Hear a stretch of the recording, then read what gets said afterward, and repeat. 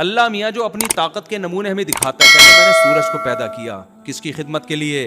तुम्हारी खिदमत के लिए। मैंने चांद को पैदा किया किसकी खिदमत के लिए? तुम्हारी खिदमत के लिए। मैंने जानवर पैदा किए, मिन्हा ताकुलून, इनके गोश्त को खाते हो, किसी पे सवार होते हो, समंदरों को मुसख्खर कर दिया, उसकी पुष्ट पे तिजारतें करते हो, बड़े बड़े कंटेनर आते हैं और कस्टम में अटक जाते हैं। ये अल्लाह की वजह से नहीं अटकते, ये कस्टम वालों की वजह से अटकते हैं। अगर कस्टम वाले ना अटकाएं तो हम खुला खाना शुरू कर दें, इतनी सस्ताई हो जाएगी। तिजारत में तो गवर्नमेंट हुकूमतों ने कंट्रोल करके बाउंड किया हुआ है। नबी सल्लल्लाहु अलैहि वसल्लम का हुक्म है, तिजारत के बारे में सही हदीस है, ना चीज़ों के रेट मुतय्यन करने की इजाज़त, ना ताजरों पे किसी किस्म की गैर ज़रूरी रिस्ट्रिक्शन की इस्लाम में इजाज़त है। नबी ने फरमाया दाउन नास यर्ज़ुकुल्लाहु बाज़हुम बिबाज़, लोगों को तिजारत में बिल्कुल आज़ाद छोड़ दो। आजकल गवर्नमेंट की मुदाखलत से तिजारत का बेड़ा गर्क होता है। अब मिसाल के दूध के रेट गवर्नमेंट ने मुतय्यन किए हुए, इससे ज़्यादा रेट नहीं होने चाहिए। हम बड़े खुश होते हैं यार, दूध के रेट गवर्नमेंट ने क्या किए हुए हैं? कंट्रोल। हदीस क्या कह रही है? रेट मुतय्यन करना किसका काम है भाई? अल्लाह का। आप लोगों को आज़ाद छोड़ दो। हर आदमी को इजाज़त हो गाय पालने की, भैंस पालने की, किसानों को इजाज़त हो चारा बनाने की, तिजारत पे मखसूस लोगों का कंट्रोल ना हो। ऐसा ना हो कि चंद लोग ताजिर ही बैंक से कर्जा लेके किसानों से माल खरीदेंगे, फिर रेट उनकी मर्जी के होंगे। ना ना ना, हर एक को इजाज़त है भाई, जो किसान से जितने में खरीदना चाहे। इससे ऑटोमेटिकली रेट क्या हो जाएंगे? स्टेबल हो जाएंगे। अब दूध की कीमतें मुतय्यन तो कर दी गवालों के लिए। गवाला कहता है मैं वहां से दूध लेके आता हूं, इतना मैंने जानवर को खिलाना भी है और इतनी रिक्वायरमेंट है उसकी, इतने लोगों को बीच में भत्ते देने हैं, रेट आपकी मर्जी के होंगे लेकिन दूध फिर मेरी मर्जी का होगा। कुछ दूध भैंस देगी, कुछ दूध मैं दूंगा। अब हम जो दूध पी के बीमार हो रहे हैं, तो ये वो दूध नहीं है जिसका कुरान में अल्लाह ने जिक्र किया कि तेरा रब जानवरों को सूखा चारा खिलाता है और उससे चिकना गाढ़ा दूध निकालता है। मेरा रब जो दूध निकालता है वो बड़ा जबरदस्त है। गवाला जो दूध निकालता है उसके बारे में कोई रिपोर्ट नहीं। गवाला मजबूर है। मैंने तो गवालों से पूछा, कह रहे आप कैलकुलेशन करो जरा मुफ्ती साहब, इस रेट पे पानी मिलाए बगैर दूध बेचना या दूसरे जानवर का, शुक्र है गाय का दूध मिलाते हैं उसमें, तो बहुत नेक लोग हैं, गाय का दूध मिला रहे हैं। एक आदमी ने कहा यार दूध खालिस नहीं है, पानी मिला रहे हैं। मैंने कहा भाई शुक्र अदा कर, पानी तो वैसे ही पीते हो, तो थोड़ा दूध में पानी मिल जाएगा तो क्या हो जाएगा। और कुछ ना मिला रहे हो, पाउडर मिला रहे हैं, केमिकल मिला रहे हैं, पता नहीं क्या क्या, अल्लाह ना करे कुछ सारे गवाले नहीं करते ये काम। तो भाई नहीं हो सकता। आप छोड़ दो लोगों को आजाद, उससे क्या होगा? बहुत से लोग दूध की तिजारत में आ जाएंगे जब नफा नजर आएगा। कह रहे हैं गरीबों के फायदे के लिए हमने रेट कम रखे हुए हैं।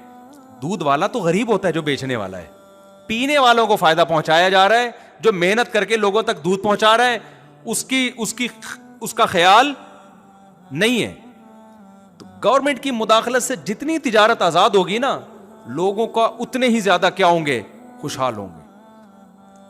खैर इसमें कुछ चीजों तो ऐसी हैं जिनमें जखीरा अंदोजी मुमकिन थी, उनके रेट मुतय्यन करना जरूरी है। लेकिन एक जर्नली आज तो हर जगह गवर्नमेंट ने टांग अड़ाई हुई है, हर जगह हुकूमतों की मुदाखलत है। कितनी जबरदस्त है। इन्नल्लाहु वल मुस्सइर, आपने फरमाया कि चीजों की कीमतें कौन मुतय्यन करता है? अल्लाह। अल्लाह ऑटोमेटिकली चीजों की कीमतें, जिस चीज की कीमत अल्लाह को महंगी करनी होती है मार्केट से क्या कर देता है? अल्लाह उसको शॉर्ट कर देता है।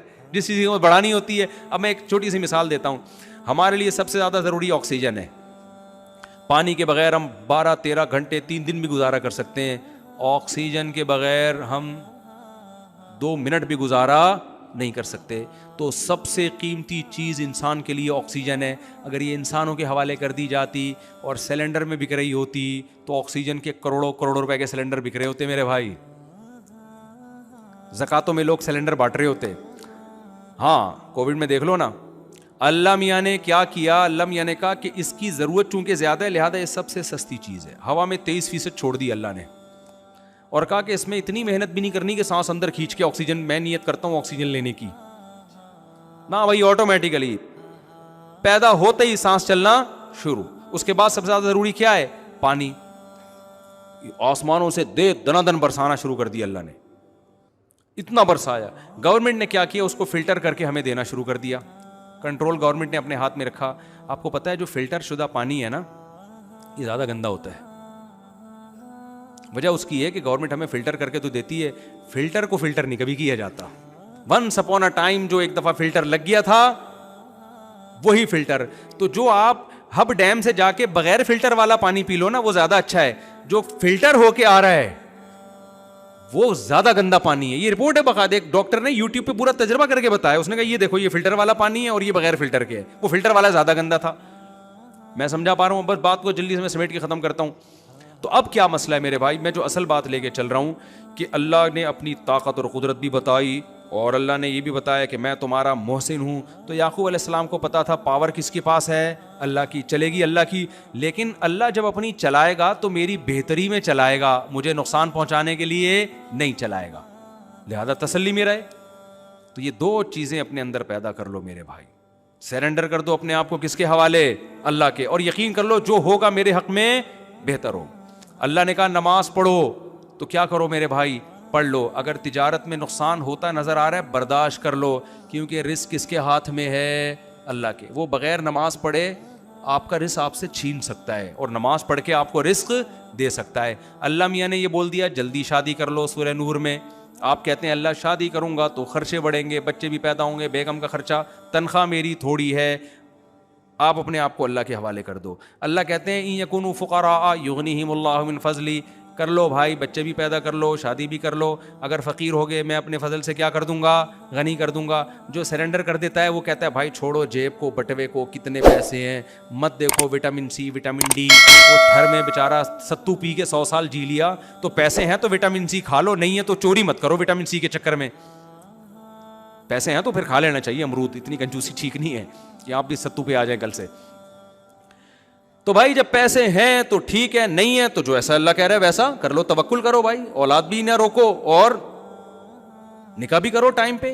खिलाने वाला कौन है भाई, अल्लाह मियाँ। यहूदी कहता है नहीं, वो कैलकुलेटर लेके बैठा होता है। तो अल्लाह करेगा भाई, अल्लाह के हवाले। जहां अल्लाह ने हुक्म नहीं दिया वहां नहीं करो ये सब कुछ। बाज लोग दुकान बंद करके बैठे हुए हैं, खिलाने वाला कौन है भाई, अल्लाह। अबे भाई अल्लाह मियाँ ने कब कहा कि दुकान बंद कर दे, तू बीमार है इलाज नहीं कर रहे, भाई शिफा देने वाला कौन है, तो भाई पैनाडोल से भी अल्लाह ही शिफा देगा जब उसने कहा है खा लो। हाँ, जहां उसने ऑर्डर दिया है या किसी चीज को हराम कर दिया फिर तवक्कुल का मौका है, वहां पर अल्लाह के हुक्म को देखो, असबाब को मत देखो।